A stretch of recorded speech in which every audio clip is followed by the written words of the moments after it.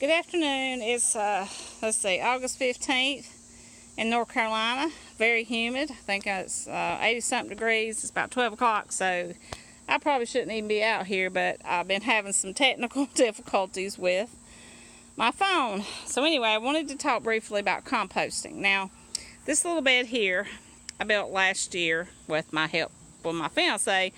I used the blocks. I composted in place. I laid cardboard and newspapers. I put some leaves down, put some kitchen scraps. I had just started composting last year in the spring. I had a little bit of compost. I laid that down, put some dirt on top of it, and let it sit all winter long. And so this spring, my bed was ready. So I planted in this. I had some squash. I enjoyed some squash. And these tomatoes come up. I had these tomato plants come up. I had 3 of them come up, and they're looking kind of raggedy right now. But anyway, I've been enjoying tomato plants.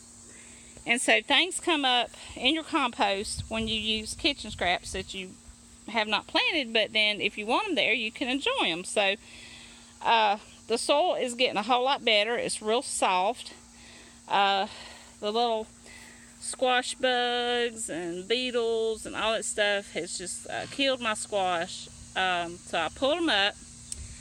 I have cut them up, and I regret that I can't show you until I start using my camera. So I've cut them up and put them in these blocks.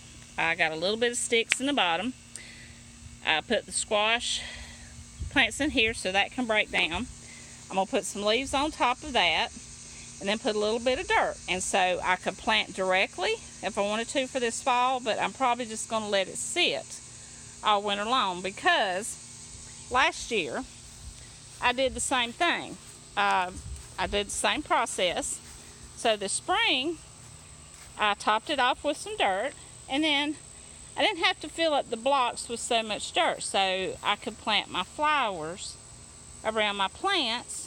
And I know I did a video about feeding the bees, and some of my plants are starting to look kind of bad. But anyway, that way you can plant flowers or vegetables, whatever you want to do, in there. And that way these blocks take up a lot of dirt. They don't look like they do, but they take up a lot of dirt. And I don't know about you, but I'm always buying dirt.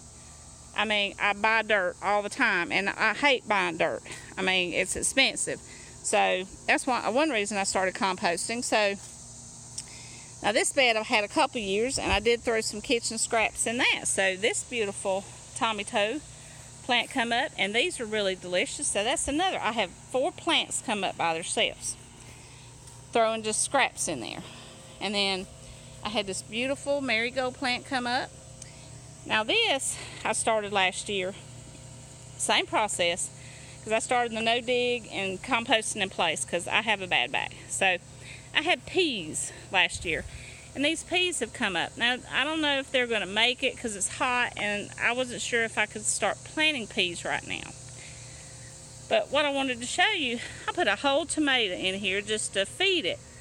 And I've got a tomato plant coming up. I have a couple of seedlings coming up, and I'll probably pull those up.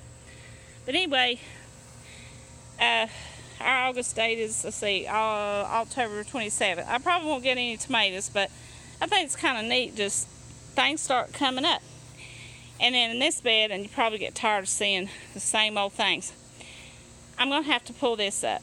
I composted in place in this bed as well. This is an older bed, but I layered it with some new compost and some kitchen scraps. And then I had a candlelight vine come up. Now this candlelight has got something's boring in it, and I'm going to have to pick it and compost it. But anyway, I did get one good cantaloupe off of it.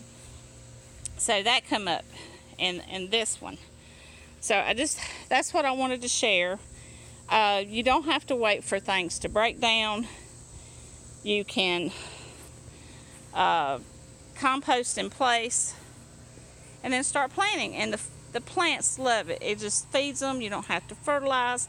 I mean, look at these salad tomatoes. I call them tomatoes, but look how big they are. I mean, they're just awesome.